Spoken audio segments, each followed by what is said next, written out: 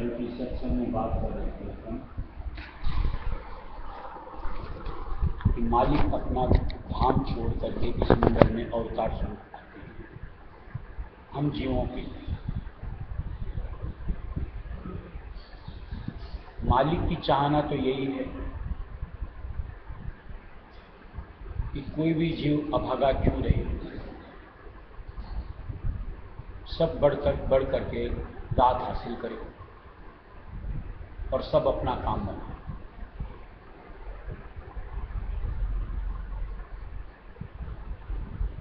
अब ये जो मालिक की सोच वो तभी पूरी होती है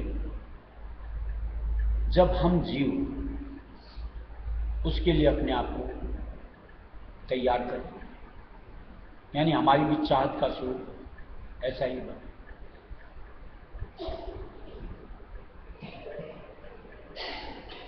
अगर हमारी चाहत ही नहीं बनती तो मालिक बख्शे तो कैसे बख्शे।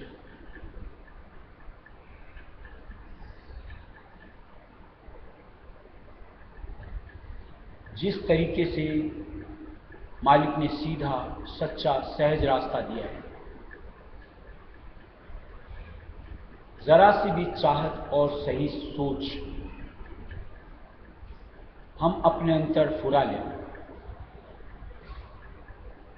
तो उस मालिक की दात को पाने के हम अपने आप को हकदार बना सकते हैं।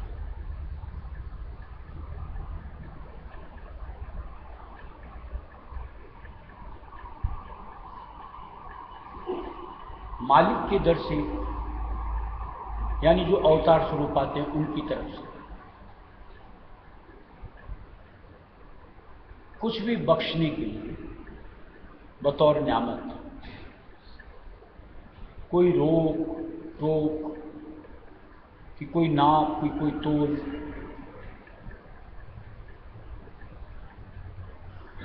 ऐसा कुछ नहीं।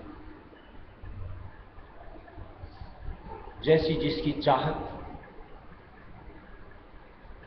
उस अनुरूप मालिक उसको दात से निहाल करते हैं।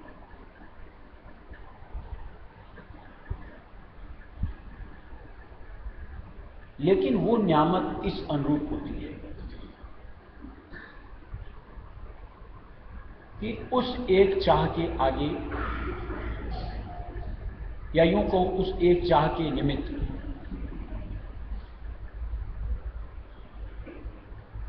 जीव को हर तरफ से अपने आप को अलग करना पड़ता है।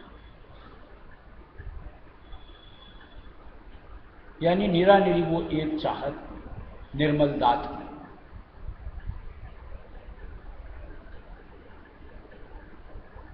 जब तक साथ में कुछ और जुड़ा रहे तब तक वो पात्रता नहीं बनती कि मालिक बख्शिश करे।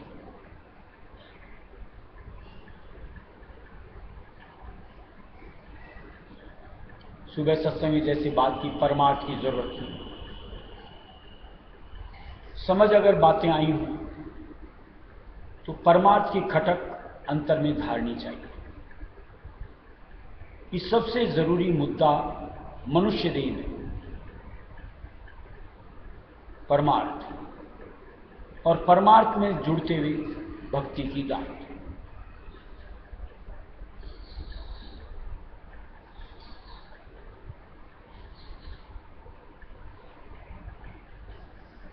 इसको पूरा करने के लिए, यानी इस अनुरूप जीव को बनाने के लिए मालिक ने जो हम जीवों की प्रवृत्ति कहो, प्रकृति कहो,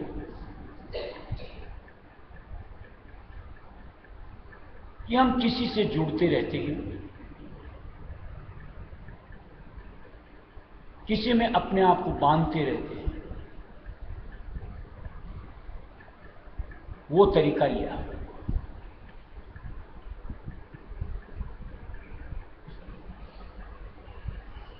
जैसे कईयों को यूं लगता है अगर मालिक की भक्ति दात मिल सकती है तो जीव उतावले क्यों नहीं होते। यानी ये चाहत निरानिरी क्यों नहीं बनाते?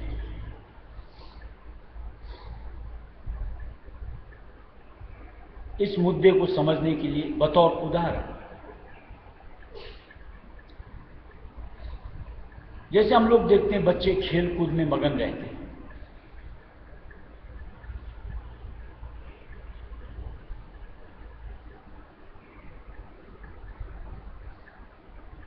खेल कूद में उन्हें इतना रस आता है, घर की शुद्ध भूल जाते हैं कि मुझे वापस घर भी पहुंचना।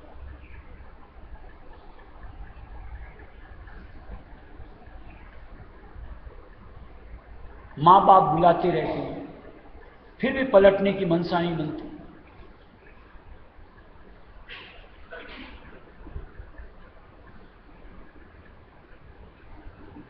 जैसे हम लोग देखते हैं कि किसी की यारी दोस्ती लग जाती है, वो घर छोड़ करके उस संगत में बैठना पसंद करता है, घर रास ही नहीं आता।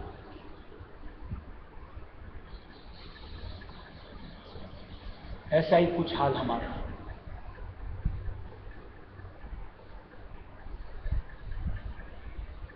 कि हम यहां माया के काल के बिछाए हुए प्रपंच में इस तरीके से मशगूल हो गए कि घर की शुद्धि भूल बैठे।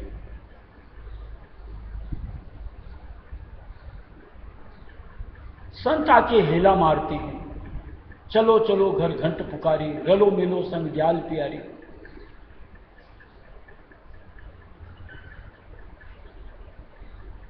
फिर भी हम उनकी बातों के ऊपर में कान नहीं धरते, यानी पलट करके अपने घर पहुंचने का मन ही नहीं बनाते।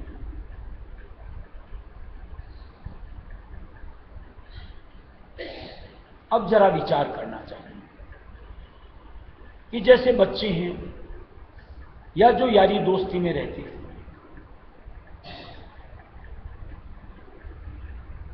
उन्हें वहां सुकून है या अपने घर पहुंचकर ही सुकून पाते हैं?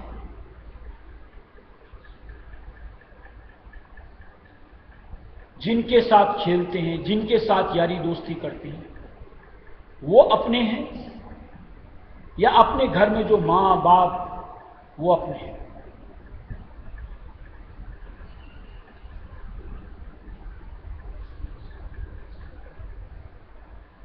इसी तरीके से हम जीवों को विचार करना चाहिए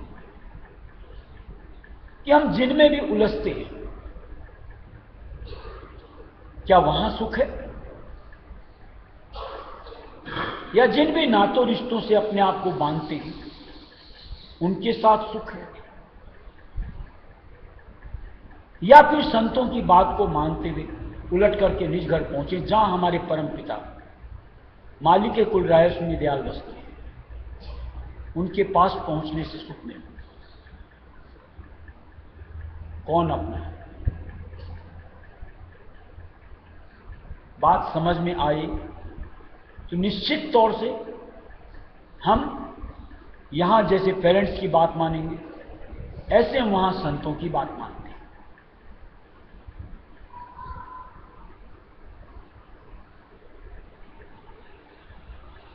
समय समय के साथ उम्र दर उम्र हम लोग एक आधार छोड़ते हैं, दूसरे को पकड़ते हैं। यह मन की एक प्रकृति है, निराधार नहीं रहता। बचपन में किसी का,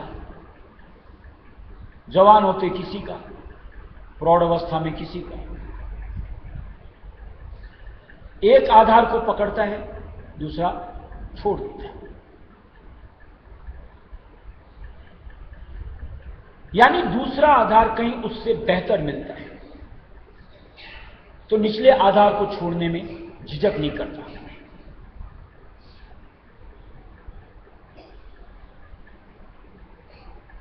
मालिक जब स्वयं अवतार लेकर के इस मंडल में आते हैं, उस आधार में जो कोई जीव आ जाता है, यानी कहीं और आधार से बेहतर उस आधार को देख पाता है, तो उसके लिए इस दुनिया से अपने आप को निकालना, मालिक के आधार से जुड़कर सहज हो जाता है। मुक्ति कोई बला नहीं होती। लोग बात बोलते हैं मुक्ति बड़ी मुश्किल है। मुक्ति के मर्म को जिस अनुरूप संतों ने दिया है, न तो ये बला है और न ही मुश्किल है।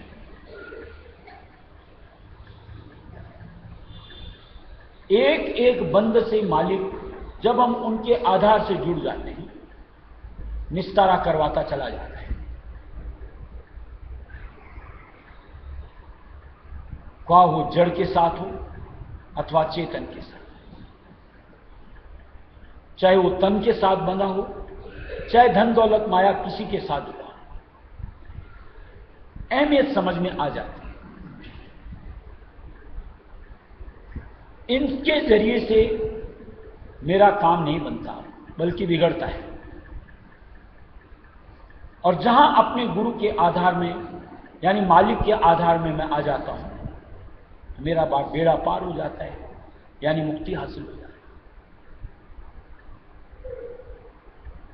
और जब ये मर्म समझ में आता है, तो फिर मालिक से अरदास करता है, पुकार करता है कि बस मालिक तुम्हारी चरण शरण में ठहर दो और इससे अलग कभी मत करना। मेरे लिए मुकम्मल ठौर ये है, अब मुझे न कहीं जाना और न वापस दुनिया में फंसना। जितना जल्द हो सके यहां से निकालो, निज देश ले चलो। और ये पुकार सुरत यानी आत्मा की अंतर से उठती है। और जहां अंतर से उठती है, फिर साथ में और कोई चाह नहीं रहती। फिर निरानिरी एक ही चाहत बनती है, और वो परमपिता रायस्वामी दयाल की निस्बत बनती है।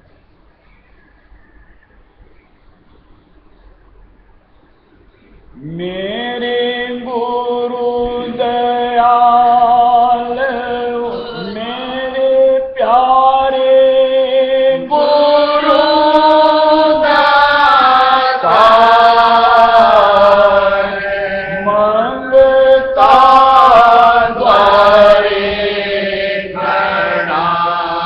मेरे प्यारे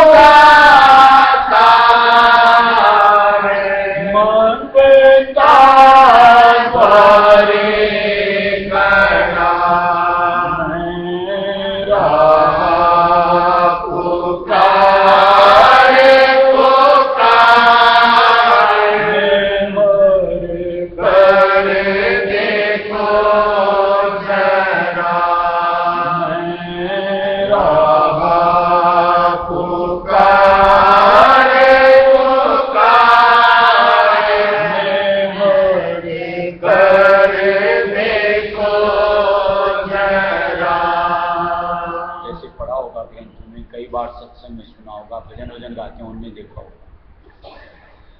दिया हुआ सुरत यानी आत्मा, मालिक के प्रति इतनी उद्विग्नता हो जानी चाहिए जिसके लिए मालिक ने जैसे उदाहरण दिया है पपिए का।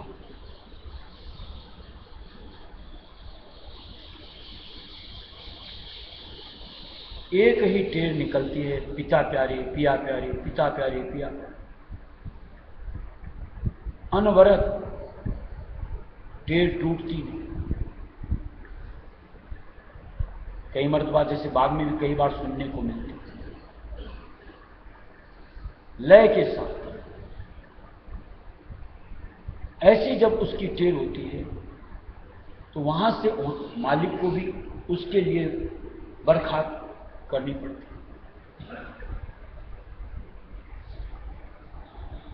वो जानो जान है। एक एक जीव चाहे छोटी छोटी चीज क्यों ना हो, उसकी भी मालिक शुद्ध रखता है।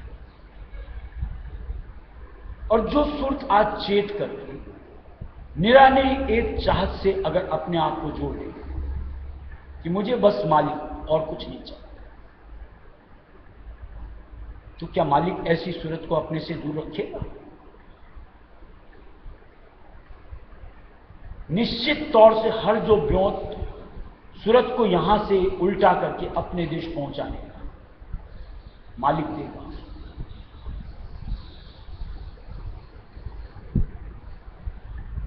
अब अगर मान लो किसी और चीज से अगर कोई प्यास बुझा लेता हो, कहीं अपनी उस टेर को भूल जाता है, किसी और ख्याल में अपने आप को जोड़ लेता है,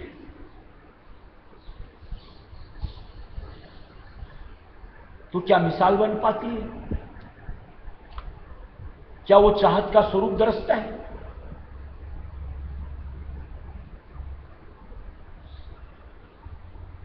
हम लोग अपनी दशा को भांपें कि हमारे मालिक के प्रति चाहत का स्वरूप कितना है। जबकि देखने को मिलता है हम कहीं पर भी अपने आप को उलझा लेते हैं, यानी मालिक की याद को बिसर जाते हैं। चाहे दुनिया के संग में, चाहे भोगों के संग में, चाहे माया के संग में, यानी हमारी चाहत मालिक के प्रति दृढ़ नहीं, यानी वो निरानिरी एक सोच कि बस मुझको मालिक और कुछ नहीं चाहिए, हम में नहीं दिखती। और इसीलिए विलंब होता है।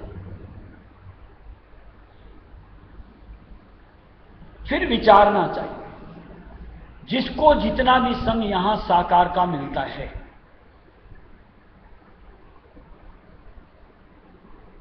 जितना भी मालिक का प्यार मिलता है, दुलार मिलता है,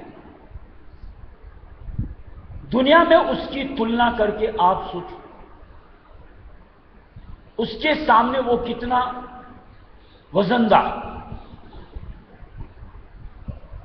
कि उसके सामने और सब नगण्य।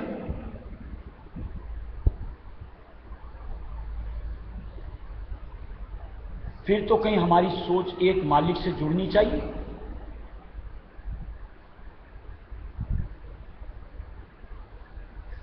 फिर भी अगर हम भोगों में मदमाते फिरते हैं, दुनिया के संग में इखलाते फिरते हैं, तो ठिठकना है। क्योंकि इस स्वरूप के साथ ये माया की जो व्यूह रचना, उससे उपरामता नहीं होती। यानी अंतर्दिल से मालिक के निमित्त टेर नहीं निकलती। और ऐसे हालात में मालिक हमारे लिए जो साधन बनाने चाहिए नहीं बना पाता।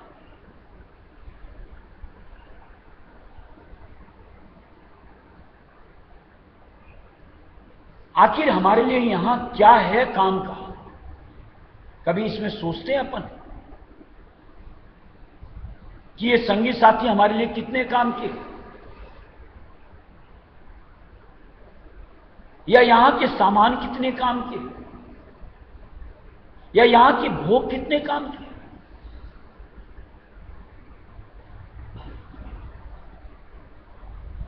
अगर विचार करोगे, एक एक के साथ में जुड़ते हुए हम बंधन में अपने आप को बांधते चले जाते हैं। यानी अपने ही आप को मालिक से मिलने के बीच के अंदर में कहीं व्यवधान डालते चले जाते हैं।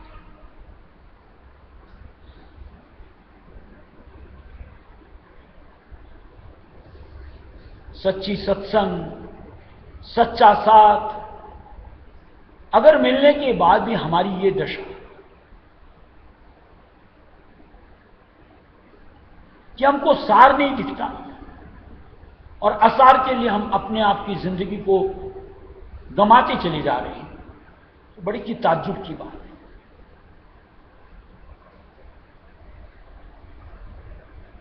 कि मालिक के आधार में क्या कुछ नहीं मिलता,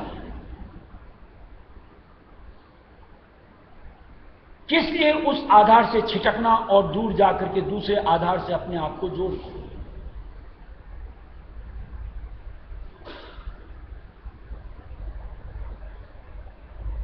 जैसा मालिक ने व्याख्यान में दिया हुआ है कि जो कोई उनके आधार में आ जाता है, अनायास भोगों की प्राप्ति होती है। अनायास का मतलब चाहना नहीं करनी पड़ती, आज खुद मालिक उनको हमारे लिए देता रहता है। तृप्ति, संतुष्टि, अंतर तक की। एतबार हो तो, जहां एतबार ही नहीं, मन में कुछ कुछ चलता रहता है, हम ऐसे हालात में कहीं इधर की जगह उधर जाने का मन बनाते रहते हैं, यानी कहीं और उलझते चले जाते हैं। अन्यथा मालिक ने तो अपनी तरफ से पूरी तरीके से संतुष्ट करने का वचनों में अपने आप को बांधा है। घट की पोथी पढ़ी, एक वचन में महाराज ने लिखा है, मैं त्रिवाचा देता हूं, दिया दिया दिया, क्या बाकी रहा?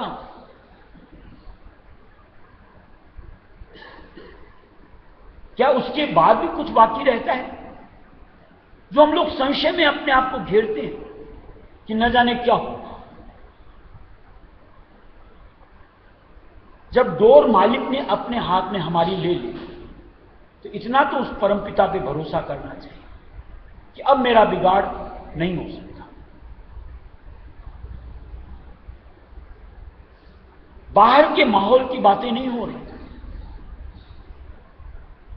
मालिक सुरत यानी आत्मा जो उनकी अंश उसकी शुद्ध की बात करते हैं। ये दुनिया तो पहले से उजाड़े संतों के अनुसार, भ्रमवश हमने इसको आबाद समझ रखा है।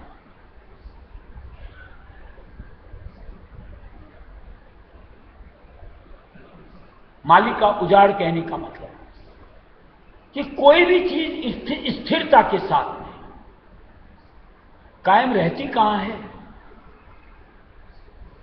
कि जिनसे हम जुड़ते रहते हैं, बनते रहते हैं, यानी समय समय पर एक एक करके किनारे होते चले जाते हैं।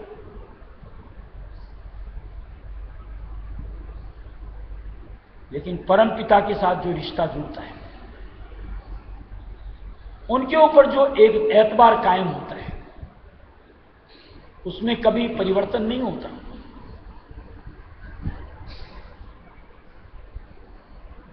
वो एक रस कायम रहता है, और जैसे जैसे हम उसमें और उतरते चले जाएंगे, यूं कहो आनंद, शांति, सुकून बढ़ता चला जाएगा।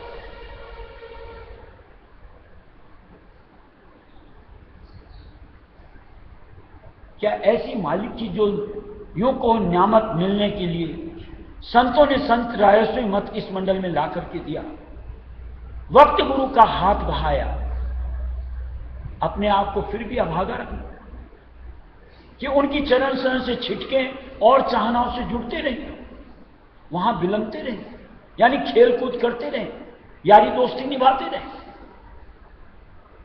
शोभा नहीं देता। या यूं कहो हमने मर्म को जाना ही नहीं, या यूं कहो हम उनके ऊपर प्रतीत करते हैं, इसलिए हमारा ढंग रवैया उस अनुसार होता है।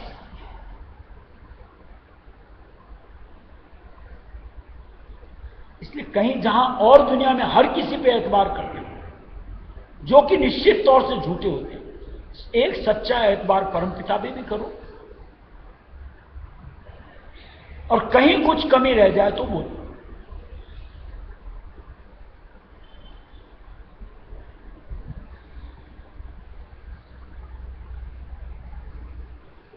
मेरा जन्म सुफले हो जाए, तुम गुण गाओ सदा। मेरा जन्म सुफले हो जाए, तुम गुण गाओ